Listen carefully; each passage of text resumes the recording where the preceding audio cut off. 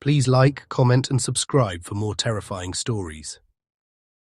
In the early 1600s, the city of Aix-en-Provence became the stage for one of the most disturbing possession cases in European history. It had everything: a young noblewoman, a powerful priest, alleged demonic voices, public exorcisms, secret confessions, and an execution that shocked France. At the center of it all was a young nun named Madeleine de Demandol de la Palude, and the man accused of causing her torment was not a stranger lurking in the shadows. He was a priest. His name was Father Louis Gaufridi. For years, Gaufridi had been respected in the region of Provence. He was educated, charismatic, and known as a gifted preacher.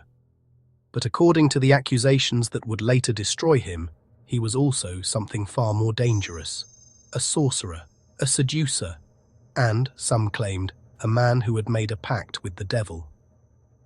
The story begins with Madeleine, a girl from a noble family who was placed under religious care at a young age. She eventually entered the Ursuline convent in Aix-en-Provence, but before that, she had known Gaufridi closely. Too closely, according to later testimony. Madeleine claimed that Gaufridi had seduced her when she was young, using not only charm but supernatural power. She said he had bewitched her, corrupted her soul, and dragged her into a world of demons. Then came the signs of possession. Madeleine reportedly suffered violent fits. She spoke in strange voices. She blasphemed. She recoiled from holy objects. She claimed demons had entered her body. And soon, she was not alone. Another nun, Louise Capot, also began showing signs of possession. Like Madeleine, she claimed to be tormented by demons. But Louise's possession would become especially important because she began naming names. And one name appeared again and again: Louis Gaufridi. The nuns claimed that demons inside them revealed Gaufridi's crimes. They said he had attended witches' sabbaths, performed black magic, and used demonic forces to corrupt women. They accused him of having an unnatural power over Madeleine's body and soul. In an age terrified of witchcraft, these claims were explosive. This was not just a private scandal. This became a public battle between heaven and hell. Exorcists were brought in. The most famous among them was Father Sebastian Michaelis, a Dominican theologian who would later write about demons, possession, and spiritual warfare. Michaelis became one of the central figures in the case, pushing the investigation forward and treating the possession as evidence of a much deeper satanic conspiracy. During the exorcisms, the demons allegedly spoke through the possessed nuns. They named themselves. They revealed details. They accused Gaufridi. One demon was said to be Beelzebub, one of the highest-ranking devils in Christian demonology. Others claimed to be lesser spirits, each with specific roles and ranks. These supposed revelations helped fuel Michaelis's ideas about demonic hierarchy, the belief that hell operated almost like a dark kingdom, with princes, officers, and servants. To the people watching, this was terrifying. Imagine standing inside a church in 1611, surrounded by priests, candles, Latin prayers, and crowds of witnesses, while a young nun screams in a voice that is not supposed to be hers. Now, imagine that voice accusing a priest of serving Satan. That was the power of the Aix-en-Provence possessions. They were not just about fear. They were about spectacle. Public exorcisms drew attention. People wanted to see the battle. They wanted proof that demons were real, that evil could be exposed, and that the church could defeat it. But behind the religious drama was something even darker.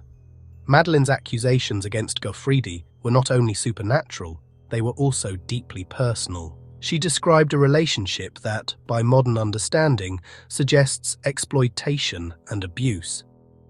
Gaufridi was an adult priest with authority. Madeleine was young, vulnerable, and under religious influence. But in the 17th century, the language used to explain trauma was often the language of demons. So instead of asking only what had happened to Madeleine, the authorities asked whether Gaufridi had used witchcraft to make it happen. Eventually, Gaufridi was arrested. At first, he denied the accusations. He insisted he was innocent. But the pressure mounted. The exorcisms continued. Witnesses testified. The possessed nuns kept speaking. The court became convinced that Gaufridi was not merely immoral, but diabolical. Then came the search for physical proof. In witch trials of the period, investigators often looked for a so-called devil's mark, a spot on the body believed to prove a pact with Satan. These marks were thought to be numb or insensitive to pain. Gaufridi was examined. The authorities claimed they found suspicious marks. For them, it was another sign that he belonged to the devil. Under interrogation and torture, Gaufridi eventually confessed. But confessions under torture are deeply unreliable. People confess to impossible crimes during witch trials because pain, fear, and desperation could break almost anyone. Still, for the court, the confession sealed his fate. Father Louis Gaufridi was convicted of sorcery, seduction, and demonic pact-making. In April of 1611, he was executed. He was burned at the stake. To the people of Aix-en-Provence, his death was presented as a victory over hell. But the story did not end there. Madeleine de Demandol de la Palude survived the trial, but her life remained marked by scandal and suspicion. Years later, she was accused again of witchcraft and imprisoned. The possession that had once made her a victim also made her dangerous in the eyes of society. That is one of the most chilling parts of this case.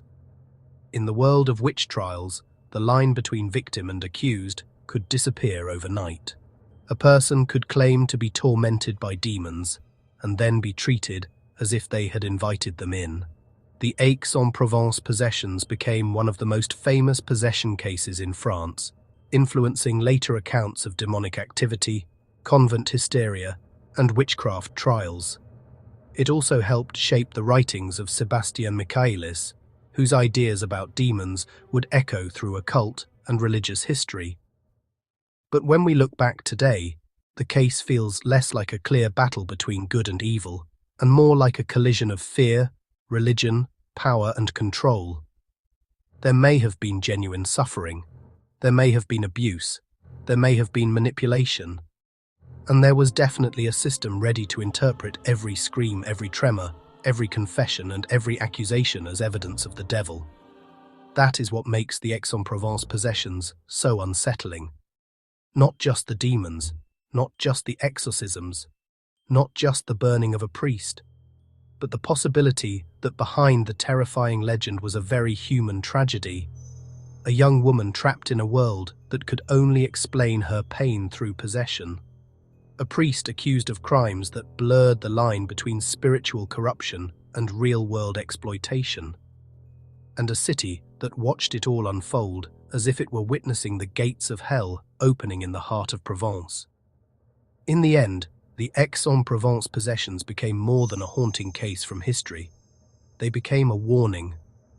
Because sometimes the most frightening thing about a possession story is not what people believed was inside the victim. It is what the people around them were willing to do in the name of casting it out.